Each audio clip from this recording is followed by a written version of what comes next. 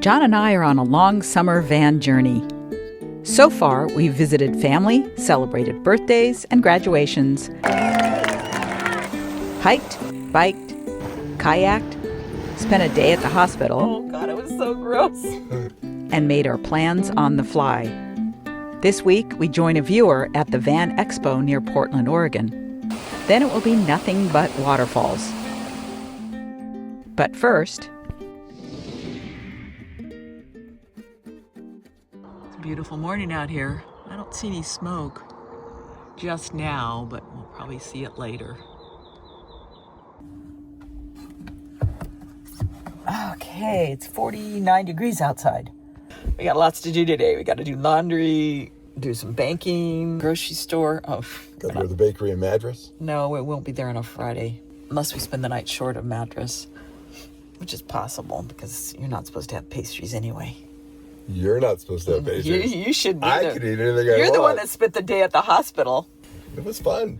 Yeah, right. Oh my God, this lady was hacking up. Oh God, it was so gross. They don't need to hear that she was horking in a bag. I had to leave. I couldn't handle it. Oh, okay. Orchestra of horrors. I want to know how Judy and Gord handled it all those years. Oh, okay, let's look they outside. They are rock stars. Oh, I love the skylight. Our son told us about this museum on the other side of the gorge. It's called Maryhill Museum. And we're going to try to get there, well, probably tomorrow before we get, because our plan, at the last minute, we were contacted by Claude, who we met in Tahoe a couple years ago.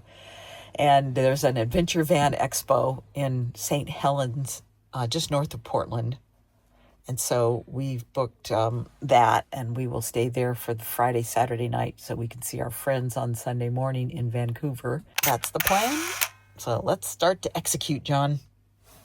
Execute. Okay, here we go. Make coffee.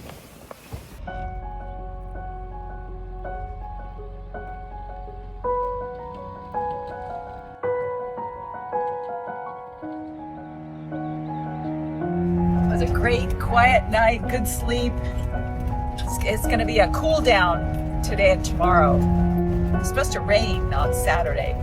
The Rowena fire is not supposed to impede our travel on Interstate 84.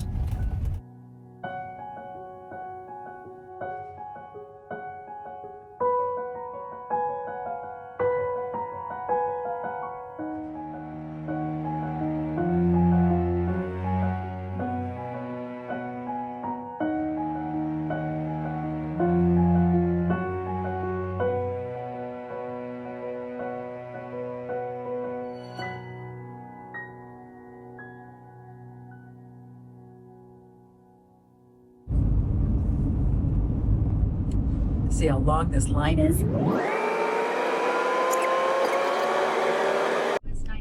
Bend, Oregon is a good place to get caught up on weekly chores like laundry, groceries, banking, and any other shopping. And the no sales tax is an added bonus. But the state will get us out-of-state travelers with a 25% surcharge on camping fees. So fast they can't even keep up with it. So I use Allstays to find U.S. Forest Service, BLM, or Army Corps spots. This time, we found one not too far from Madras and John's Pastries.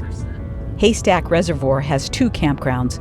We stayed on the east side of the reservoir, and although it didn't have any reviews on Allstays, I'd give it 4 stars. What a great view, though.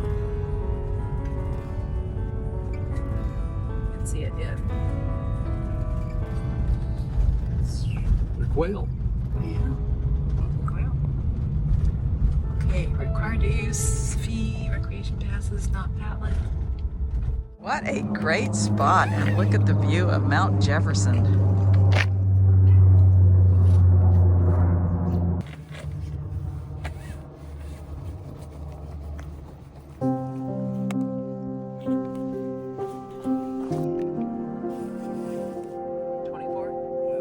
It's $10.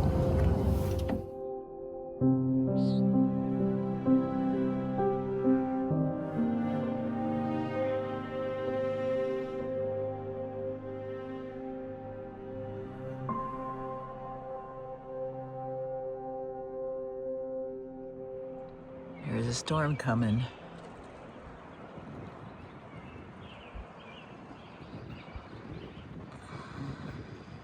There you go. It's not a full English breakfast, but it'll do for this morning. That was a nice spot. Nice and level. Now let's go get some water. It is only 52 degrees. It's cold today. Wow, it's gonna be cold here tonight. John's all excited because we're just a few miles from Madras, which is where his really good pastries were, and they're only open on Fridays and Saturdays, and today's Friday. So. What's the name of the place? Eagle Bakery. Yeah. You know, the other thing we forgot to talk about yesterday was obviously they do a lot of road work in the summertime, and we're stopped at this spot, and I'm saying how wonderful it is to have a van, because you can get up, you can change your clothes, you can get a snack, you can do all that stuff, including go to the bathroom. And then right then, this guy jumps out of a car in front of us and runs up into the hills. And I got him on our dash cam. So we're really glad we have a van. Whereas last night we were watching Keep Your Daydreams, and they're going through this whole litany of things that you do when you have a trailer and blah, blah, blah, blah. And I was thinking that would be a good parody about how simple van life is. Back again. Wow, that is nice. I like that color too. Last year. Who would have guessed we'd be back here a year later? And they call these Hawaiian scones. I said, which one has the least amount of sugar? She said these. Perched high above the Columbia River on a lonely bluff where you'd least expect it, stands a castle of curiosity. The Maryhill Museum of Art is part Parisian salon, part pioneer dream, and 100% unexpected. It was built by a visionary named Sam Hill, who married into wealth, joining the Hill family of railroad fame James J. Hill, the empire builder of the Great Northern Railway. His marriage opened the door to his financial success. But rather than sit comfortably in boardrooms, he poured his energy and money into bold, idealistic projects like peace initiatives, roads, and art. He spent millions promoting good roads in the Pacific Northwest, including the now scenic Columbia River Highway. His grand mansion in the middle of nowhere houses royal memorabilia, Rodin sculptures, native art, Orthodox icons, and even a miniature theater of fashion from post-war Paris. He began construction in the early 1910s, planning it as a grand residence with sweeping views of the gorge. But the home was never finished, or at least not lived in. With the onset of World War I, funding and priorities shifted. Then his wife, who had no interest in moving to this remote stretch of eastern Washington, refused to join him.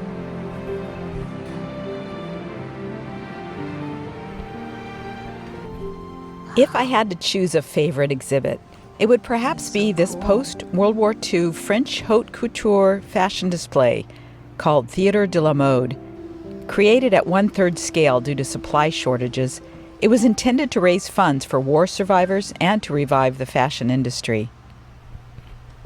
In 1945, it became a touring exhibition of 237 doll figurines in 15 elaborate artist-created sets. It opened at the Louvre in Paris and was enormously popular, drawing 100,000 visitors and raising £1 million for war relief. With its success, it went on tour of Europe and then traveled to the United States, where it was displayed in New York and San Francisco in 1946. After the final show, the mannequins were left behind in San Francisco, while the jewelry was returned to Paris. In 1952, thanks to the efforts of an art patron, the exhibit, minus the sets which were long lost, was transferred to the Maryhill Museum.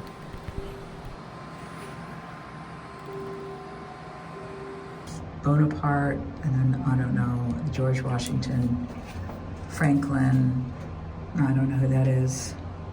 What's that goofy one there? And let's see, what was that one in the back end? That's not Voltaire, is it?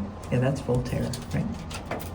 The museum is remarkable for its eclectic mix of collections, including indigenous art of the Columbia Plateau, Art Nouveau theater posters, and an internationally significant collection of chess sets. Their first chess exhibition was held in 1957 and proved extremely popular. The collection is now expanded to include over 400 sets, from delicate ivory sets to sleek modern sculptures. There's something fascinating for chess lovers and history fans alike. That's gorgeous. Did you know that in the earliest forms of chess, the pieces had different names and moves than they do today?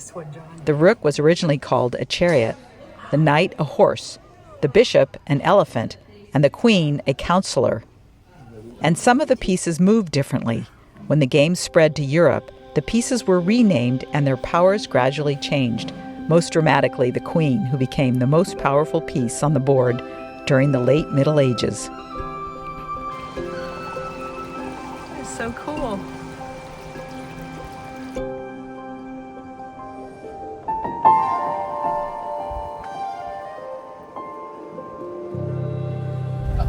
That was a good stop. Great views. If you don't just want to come here for the views, that's definitely a great stop. But this guy, Sam Hill, is responsible for building the Columbia River Highway. Now I'm going to read this book and find out all about it.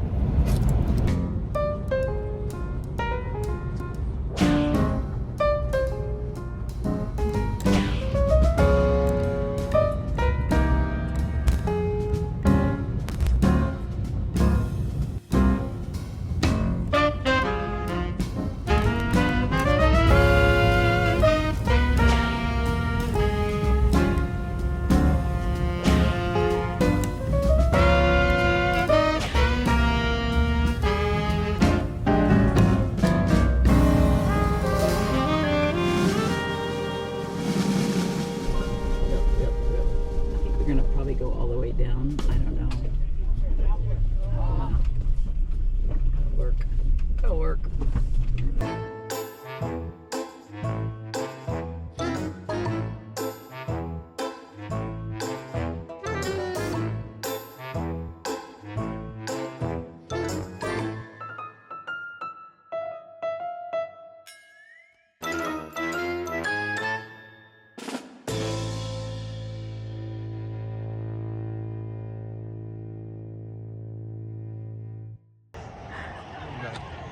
It's a lot of vans. We're changing at the last second. Right there. Yeah, so just leave it. And who makes that? What did you say? It's Air Nomadic Plus? Arc is the brand. and the Nomadic Air Plus- Art. Yeah, Arc. Arc. Yeah. Arc. Okay. No. Cooling? No. The air conditioning and everything? No. Oh, no, I'm going to wait. Despite the bad weather, we really enjoyed the show. We enjoyed spending time with Claude.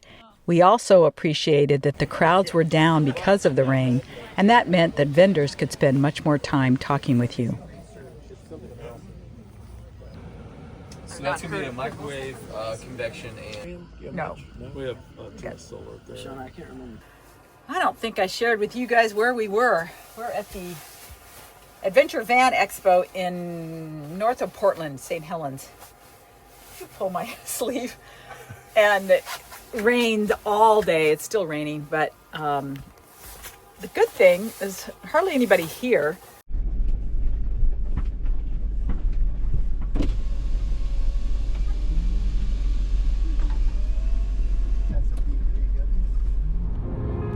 The Pacific Northwest has more waterfalls than the entire U.S., so if you're after waterfalls, you've come to the right place. And the Columbia River Gorge is one of the most waterfall-rich regions, home to over 90 waterfalls, most of which are on the Oregon side. While we have driven Interstate 84 a number of times, admiring the waterfalls along the way, it was always next time we'd stop. Well, next time was now. We just had to figure out the logistics, which started with finding a campground.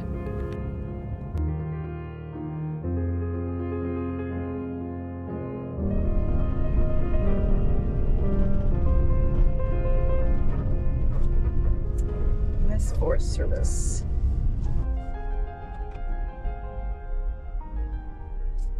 We are at Eagle Creek Campground, right on the Columbia Gorge. It's a Forest Service campground. Great little spot. First come, first served.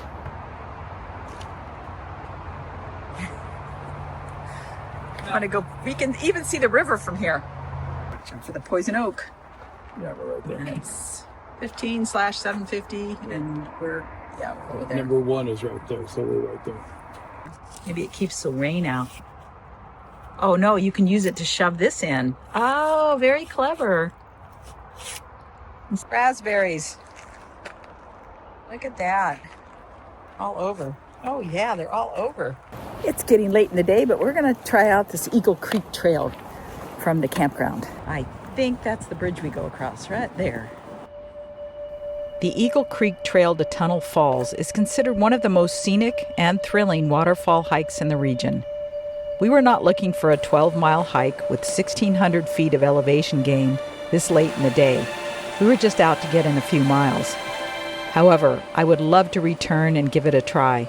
The trail is classified as hard/expert due to cliff exposure and narrow trails along sheer drops.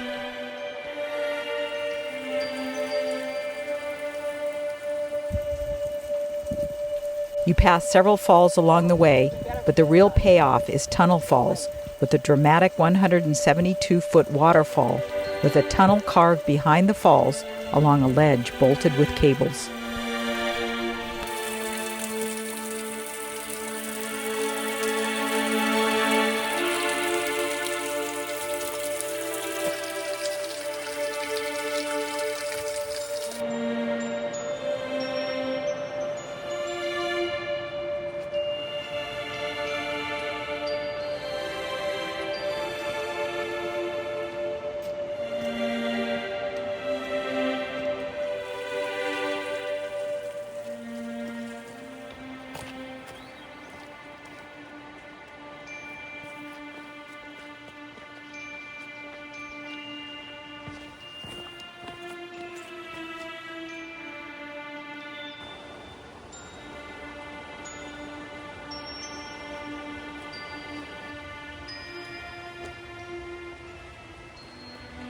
That's a beautiful hike. And now we got to get back to campground, which is about 7/10 of a mile.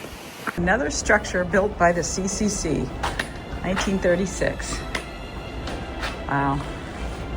We owe a lot to these guys that did that. All these amazing places. And a trail angel left some stuff for PCT hikers. There's a tight corner up here, and that's why it's 20-foot max. 3.5 miles from the campground. This morning at 6 o'clock, I was searching for tickets for the Multnomah Falls parking area, and there was nothing available until 2 p.m. So then I kept looking around, and I came across this trolley thing. It's a hop-on, hop-off trolley, and I booked it. $35 all day. It stops at, 7, 8, 9 waterfalls, and you can hike to each one if you want. And so we booked another night at our spot here at Eagle Creek, and then we will come back here tonight, and it should be really exciting. But it means we have to go back to Corbett, which is Slight right onto the I-84 ramp. 25 miles back west. But in order to go west, you have to go east and then turn around and go west. The historic road that provides access to the many waterfalls along the Oregon side of the gorge is the historic Columbia River Highway, also known as U.S. Route 30. It was completed in 1916 and was the first planned scenic highway built in the U.S. and is now listed as a National Historic Landmark. The road was considered a marvel of engineering at the time, with graceful curves, stone guardrails, and hand-built viaducts hugging the cliffs of the gorge. We start our tour at Lateral Falls, known for its unusual shape and dramatic plunge. It falls 249 feet straight off the cliff in a dramatic free fall without hitting the rock face, showcasing a vibrant basalt amphitheater and yellow lichen-covered cliffs. It gets more spectacular the farther up you go. There is a 2.4-mile loop that takes you to the upper falls as well.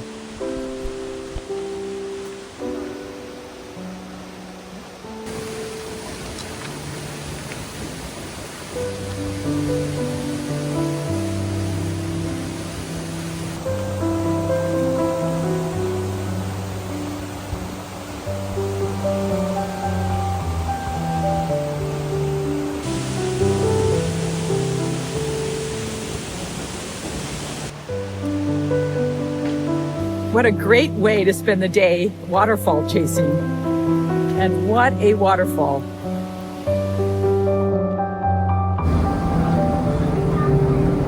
The salt tower, which posed a barrier to early road builders, determined to maintain as much. And this rock that we're about to pass under is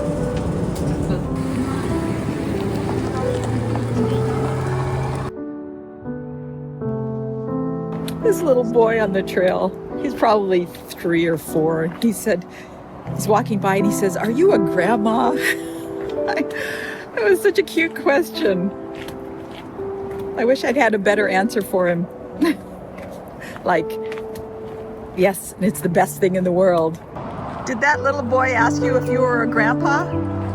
No, he wanted to know what my walking stick was. Oh, he asked me if I was a grandma. Isn't that cute? Bridal Veil Falls has a height of 120 feet with 2 distinct drops. A half-mile walk takes you to a viewing platform.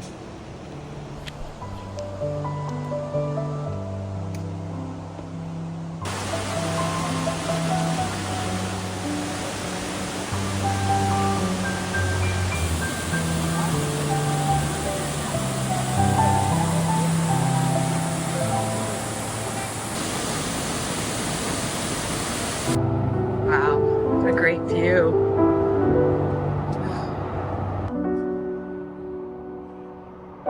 While we wait for the trolley to arrive, we can send gorgeous pictures to our friends back home and make them jealous. you can see it coming back. Winding trail to the bridge at the base of the upper falls. Waukena Falls is a graceful, tiered waterfall dropping 242 feet.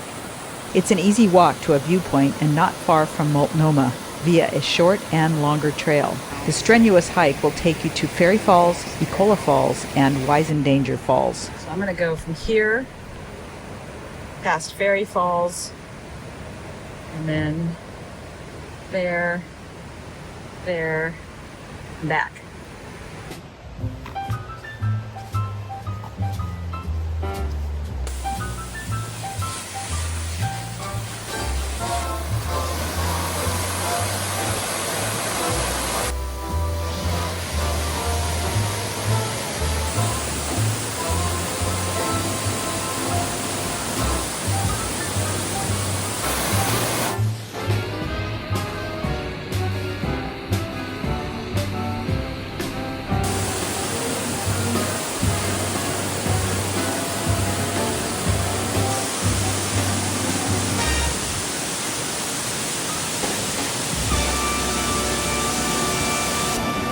There are 2 ways to hike from Waukena Falls to Multnomah Falls, and John took the short route because his knee is bothering him, and I'm going to take the longer route.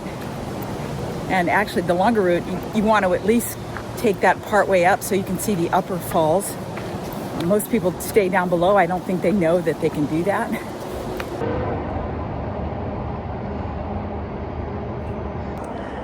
They don't build trails like this anymore. Rock wall on the side. The trail that runs between Waukena Falls and Multnomah Falls dates back to 1915 and the early highway days. It was constructed under the influence and funding of Simon Benson, a Norwegian-American logging magnate.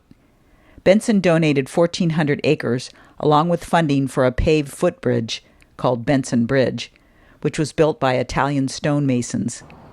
The trail was constructed by the U.S. Forest Service along with local contractors.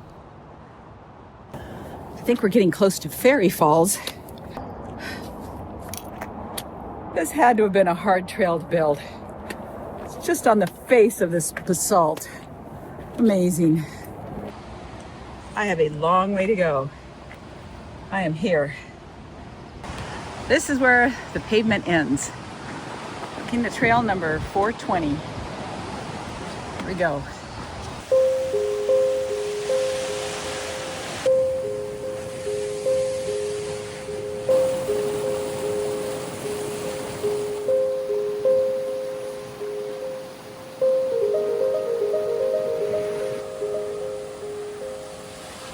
There's Fairy Falls. Perfect spot for a bench.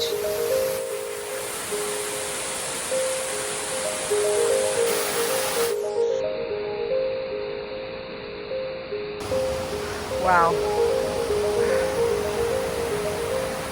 It's really thick in here. John, I'm glad you didn't do this because it is a really steep trail. Larch, no? I don't know where we're going. We're there, Wakena Trail. This sign has been here for a while. We couldn't have picked a better time to come. After that storm, the waterfalls are nice and full. It's no clouds. So peaceful out here, not even wind. We're at least halfway. That is a long way down.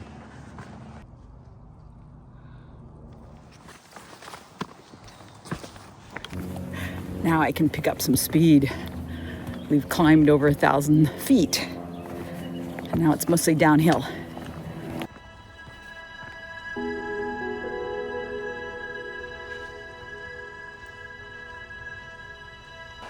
We're here. We're gonna go down to Echo Falls, Weisendanger, Danger, and then Dutchman, and then Multnomah. Wow, let's see cola.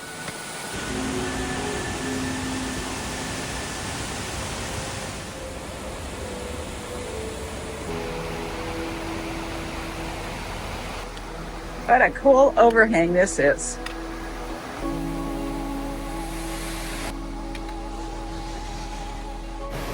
My left knee hurts. I think I overdid it.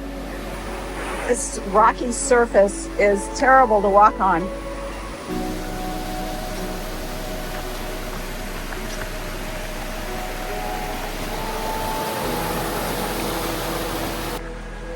Hooray for pavement. I'll take it. Oh, there's the parking lot. Downhill from here. Oh my gosh, I just spotted a bald eagle on a nest. Let's see if I can show him to you. Yeah, you can barely see him. Right? That's pretty cool. Multnomah Falls at 620 feet is the tallest waterfall in Oregon and the crown jewel of the gorge. It's an iconic two-tiered falls with a picturesque stone footbridge.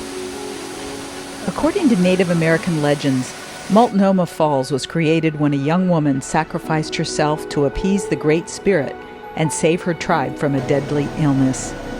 Her spirit is said to reside in the midst of the falls, and on quiet days, some say they can still see her silhouette through the spray.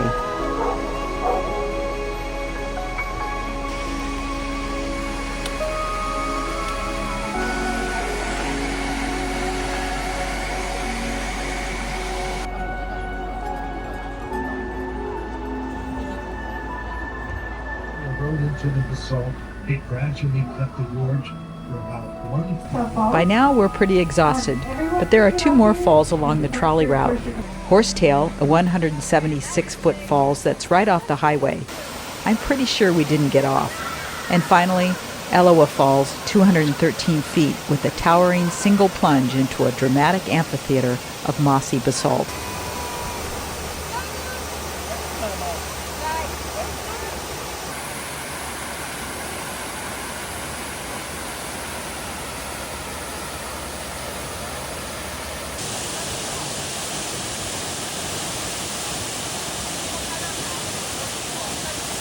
We were very happy with our decision to book the trolley. It was great not having to worry about driving the narrow road or parking our especially large vehicle.